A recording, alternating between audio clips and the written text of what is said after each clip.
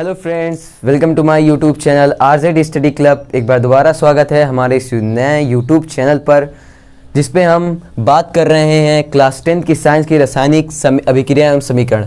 Already हमारे 2 lecture हो चुके हैं, ये हमारा तीसरा लेक्चर है। और अगर जिस बच्चे ने भी इससे पहले हमारे लेक्चर्स नहीं देखे हैं वो चैनल पर जाके लेक्चर्स को देख ले, क्योंकि जब आप वो देख के आएंगे तो आपको समझ में आएगा।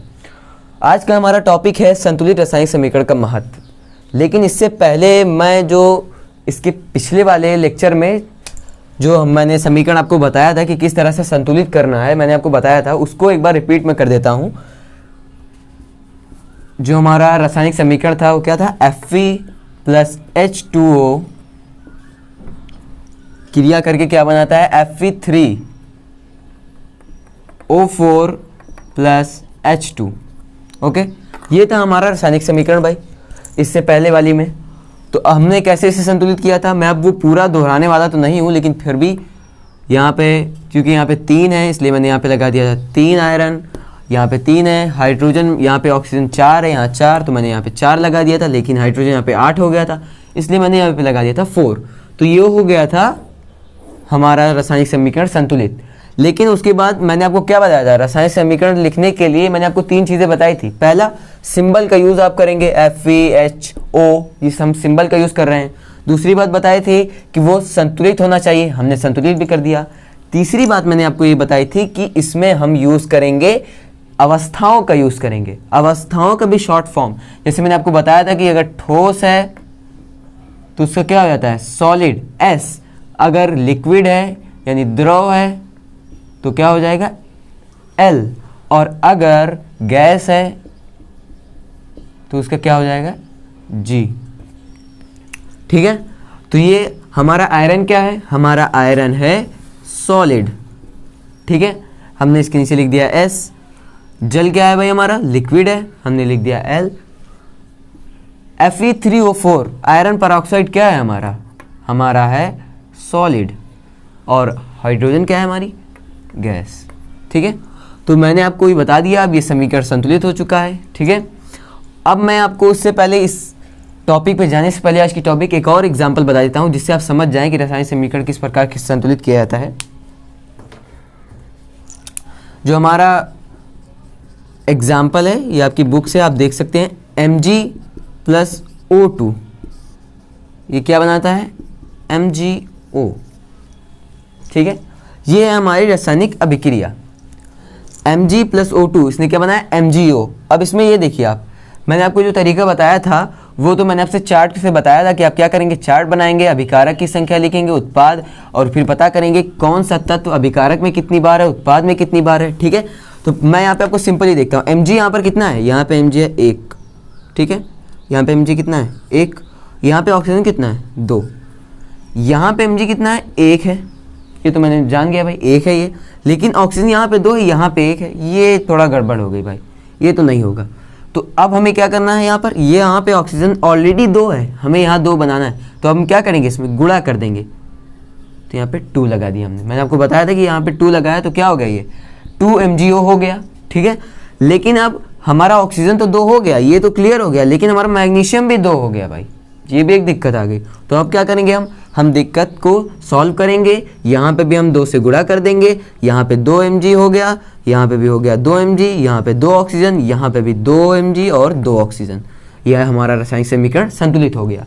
लेकिन अभी ये पूरे आपका रासायनिक समीकरण संतुलित है, लेकिन सही नहीं है। क्यों नहीं सही है? क्योंकि हमें सिंबल का यूज़ नहीं किया। जो हमें अवस्थाओं का यूज़ करना है, अवस्थाओं के सिंबल का, उसका यूज़ कीजिए आप। मैग्नीशियम क्या है भाई? सॉलिड है। ऑक्सीजन क्या है?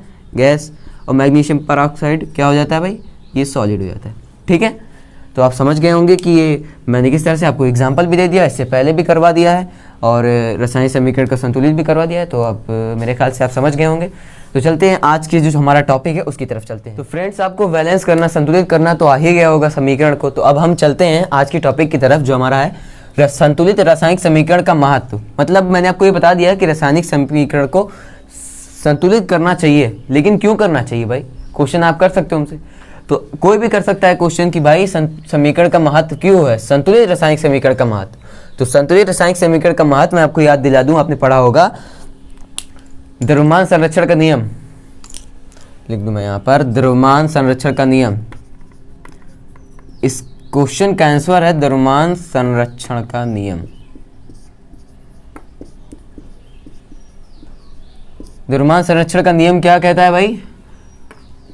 द्रव्यमान संरक्षण के नियमानुसार किसी भी रासायनिक अभिक्रिया में ना तो द्रव्यमान उत्पन्न किया जा सकता है और ना ही नष्ट किया जा सकता है। ठीक है, यह है द्रव्यमान संरक्षण का नियम। लेकिन अब इसका यूज इसमें कैसे है भाई? द्रव्यमान संरक्षण के नियम से के अनुसार क्यों संतुलित रासायनिक समीकरण को संतुलित करना जरूरी है? क्योंकि जैसे हमने लिख दिया भाई यहाँ पर H2 + Cl2, ये हो गया 2HCl। ठीक है, ये चीज़ है। अब हमने बताइए कि इसे क्यों संतुलित किया भाई, पूछ सकते हैं। तो इसलिए क्योंकि द्रव्यमान संरक्षण का नियम ये कहता है कि अगर कोई भी रासायनिक अभिक्रिया होगी तो उसमें संतुलित होना चाहिए। मतलब कि ये मैं आपको सपोज कर रहा हूँ कि मान लीजिए इसका द्रव्यमान है 1 ग्राम। ठीक है, ये 2 है तो इसका कितना हो गया 2 ग्राम। ठीक है, 2 ग्राम। ठीक है, ये Cl2 है यानी क्लोरीन, इसका द्रव्यमान सपोज कर लीजिए आपकी होता है 5 ग्राम। ठीक है, ये भी 2 है तो इसका कितना हो गया, इसका हो गया 10 ग्राम। ठीक है, तो अभी आप देखिए कि जो अभिकारक हैं उनका द्रव्यमान कितना है, 10 2 12 ग्राम। ठीक है, ये चीज़ हो गई। अब यहाँ देखिए भाई, यहाँ पे भी आपका जो प्रोडक्ट है, जो उत्पाद है, उसमें कितने हाइड्रोजन है, 2 हाइड्रोजन है। 2 हाइड्रोजन यानी हाइड्रोजन का द्रव्यमान कितना सपोज किया हमने, 1 होता है हाइड्रोजन का द्रव्यमान। तो यहाँ पे कितना हो गया 2 ग्राम हाइड्रोजन का, 2 ग्राम हाइड्रोजन का प्लस Cl का, Cl कितना है 2 Cl भी है, यानी ये कितना हो गया 10 ग्राम। क्योंकि हमने सपोज किया कि ये 5 ग्राम होता है, माना है हमने, तो ये कितना हो गया 12 ग्राम। तो आपने देखा, क्या देखा आपने कि ये जो दोनों के द्रव्यमान है वो बराबर आ रहे हैं, यानी कि ये रासायनिक अभिक्रिया हो सकती है, ये रासायनिक अभिक्रिया सही है और ये संतुलित रासायनिक अभिक्रिया है। और इसीलिए द्रव्यमान संरक्षण का नियम यही कहता है कि अगर द्रव्यमान बराबर हैं, द्रव्यमान बराबर होंगे तभी रासायनिक अभिक्रिया हो सकती है। इसीलिए ज़रूरी है कि हम रासायनिक अभिक्रिया को, रासायनिक समीकरण को संतुलित करें। Okay, that's clear. तो अब आप ये जान चुके हैं कि रासायनिक समीकरण को महत्व क्या है, उसको संतुलित क्यों करना चाहिए।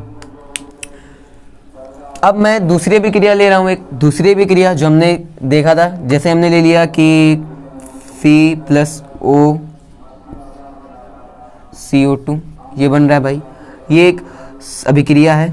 ठीक है, अब हम इसमें देखते हैं कार्बन का कितना होता है। कार्बन का होता है द्रव्यमान 12 और ऑक्सीजन का होता है 16। अब आप पढ़ेंगे आगे क्लास में तो आपको पता करना पड़ेगा, जानना पड़ेगा परमाणु द्रव्यमान, परमाणु क्रमांक, इन सब के बारे में आपको जानना पड़ेगा। ठीक है, तो अभी मैं इस सबको बारे में बताऊंगा बाद में, लेकिन अभी नहीं, क्लास लिस्ट में कार्बन का कितना मैंने माना 12 है कार्बन का, ऑक्सीजन का 16 है। कार्बन यहाँ पे कितना 1, तो इसका कितना हुआ 12, 16 यानी कि 16 × 2 भाई साहब, यहाँ पे 2 ऑक्सीजन है तो इसका कितना हो गया 32 32। और फिर ये कितना, यहाँ पे कार्बन कितना है भाई, कार्बन है 1 यानी इसका 12 और यहाँ पर 32, यानी कि ये आप ऐड कीजिए तो 2 2 4 3 1 5, ये हो गया 54 और ये भी हो गया 54, 12 32 54। तो यहाँ पे भी जो रासायनिक अभिक्रियाएं हैं, अभिकारक और उत्पाद, उनका जो द्रव्यमान आया वो सेम आया, यानी ये अभिक्रिया भी हो सकती है, ये अभिक्रिया सही है। यानी अगर मेरे चेक करना है कि अभिक्रिया सही है कि नहीं, तो द्रव्यमान संरक्षण का यूज़, आप नियम का यूज़ करके पता कर सकते हैं कि अभिक्रिया सही है कि नहीं।